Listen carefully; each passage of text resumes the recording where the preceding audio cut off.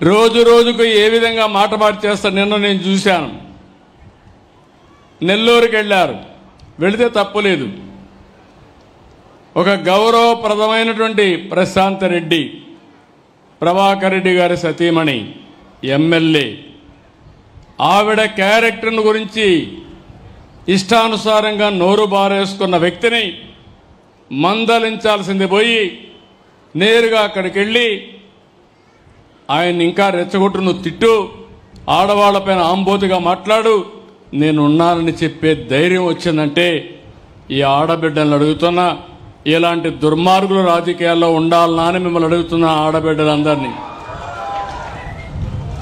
ఒక నాయకుడిగా నేనున్నాను. మా పార్టీలో ఎవరైనా తప్పు చేస్తే ఖండించాలి, కట్టడి చేయాలి, అవసరమైతే వాళ్ళ మీద కఠిన చర్య తీసుకోవాలి. అప్పుడే అందరూ భయపడతారు. నేను కూడా ప్రోత్సహిస్తే ఇంకా వాళ్ళకు అడ్డు ఆపు ఉండదు, ఇష్టానుసారం చేస్తారు. ఎలాంటి వ్యక్తులంటే నిన్న నెల్లూరు పోయాడు.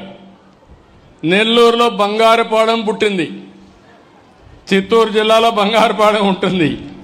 బంగారుపాలెం పోయినప్పుడు వచ్చిన జనాభా టీవీలో వేసిన ఇది తీసుకొని నిన్న టీవీలో ఆ స్క్రోలింగ్ పెట్టి నిన్న మనుషులు వచ్చినట్టు నిన్న వేసే పరిస్థితికి వచ్చారంటే మీరు గుర్తుపెట్టుకోవాల్సింది, ఆ సాక్షి పేపర్లో ఏది వచ్చినా దాన్ని మీరు నమ్మితే గోదావరి పట్టుకొని, ఇది కుక్కతోక పట్టుకొని గోదావరి ఇదినిట్టే అవుతుంది. జాగ్రత్తగా ఉండండి.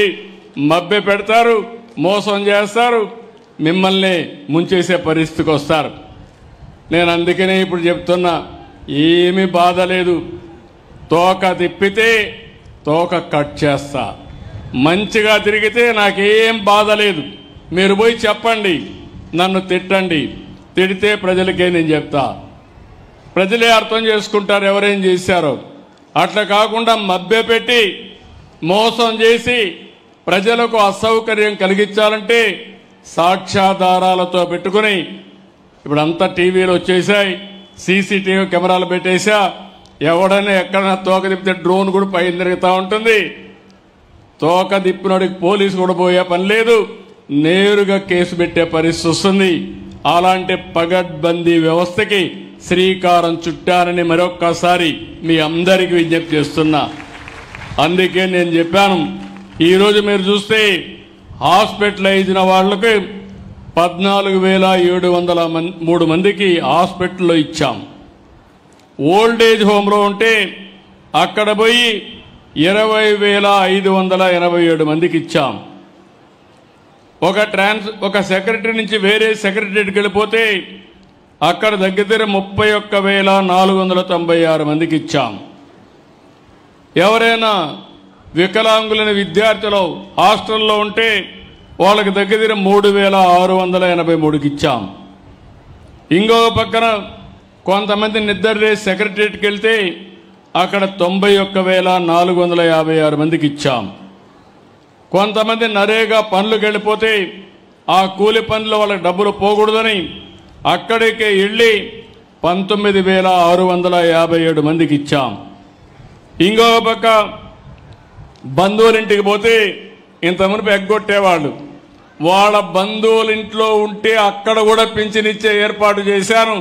అక్కడ కూడా దగ్గర మీరు చూస్తే 1,61,61,145 మందికి బంధువులింటి దగ్గర ఇచ్చాం.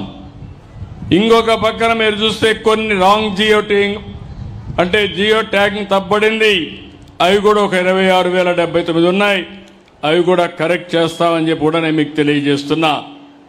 నేను ఎందుకు ఈ విషయం మీకు చెప్పానంటే, ఈ ప్రభుత్వం డబ్బులు ఇవ్వడమే కాదు, ఇచ్చిన డబ్బులకి బాధ్యతగా ప్రతి ఒక్కరికి చేర్చడానికి ఇస్తున్నానని చెప్పి కూడా నేను మీకు తెలియజేస్తున్నా.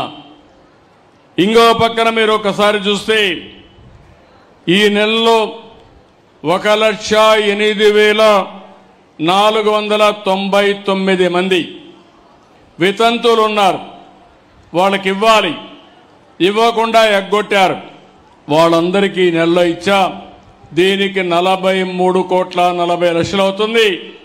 సంవత్సరానికి 520 కోట్లు అదనంగా అర్హులైన వితంతువులకి ఆడబిడ్డలకి సహాయం చేశానని చెప్పి కూడా నేను మీకు తెలియజేస్తున్నా.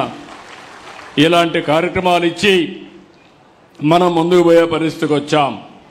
ఇంకో పక్కన మీరు ఒక్కసారి చూస్తే ఈరోజు నేను తీసుకున్న ఈ కార్యక్రమంలో మీకు ఒక అవగాహన ఉండాలి. మీరు ఇంటింటి దగ్గర మీరే చెప్పే పరిస్థితులు రావాలి. మొత్తం పెన్షన్లు అన్ని రాష్ట్రాల్లో ఇస్తారు. ఒక రాష్ట్రంలోనే కాదు, దేశంలో 27 రాష్ట్రాలు ఉన్నాయి, 8 యూనియన్ టెరిటరీలు ఉన్నాయి.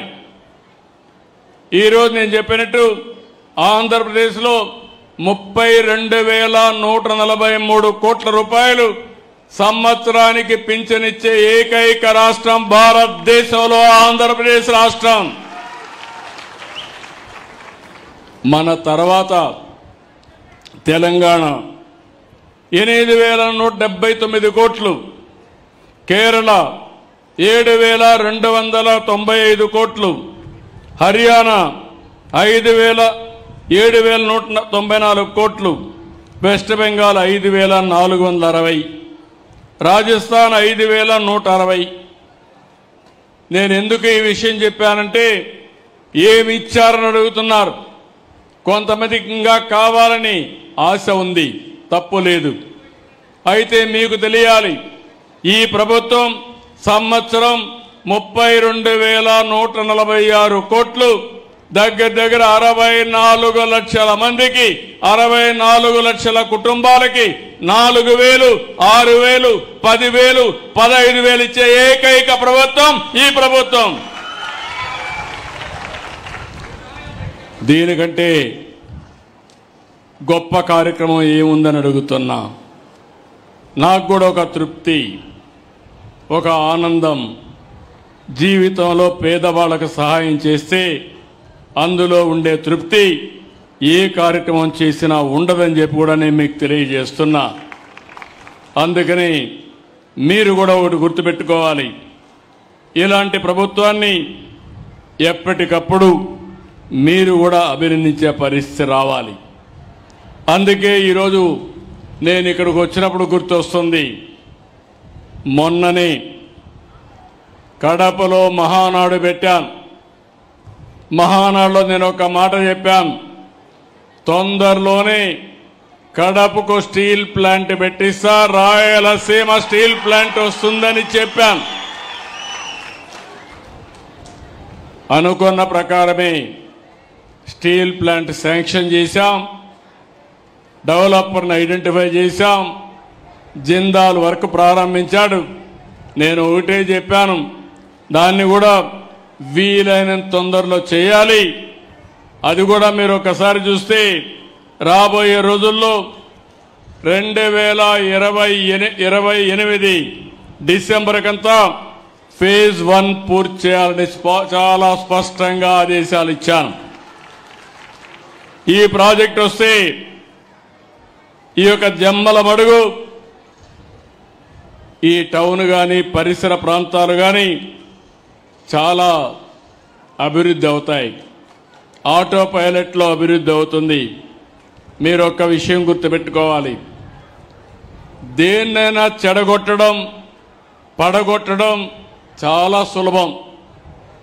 కుండల పాలల్లో ఒక విషయం వేస్తే దాంతో అయిపోతుంది. ఆ పాలు తయారు చేయాలంటే తయారు చేసిన వాళ్ళకి ఆ కష్టం తెలుస్తుంది. ఎప్పుడు కూడా నిలబెట్టడం కష్టం, అదే మరి అభివృద్ధి చేయడం కష్టం, విధ్వంసం చేయడం ఒక నిమిషంతో పని. 5 ఏళ్ళు అదే జరిగింది.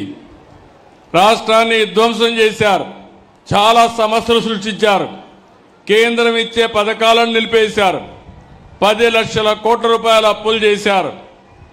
నేను మీకు మొన్ననే తల్లికి వందనం ఇచ్చాను. నేను ఒక మాట చెప్పాను, ఎంతమంది పిల్లలుంటే అంతమంది పిల్లలకి తల్లికి వందనం కింద మీకు ఇస్తానని చెప్పాను. మాట నిలబెట్టుకున్నామా లేదా అని మిమ్మల్ని అడుగుతున్నా, కొండే తల్లులను అడుగుతున్నా.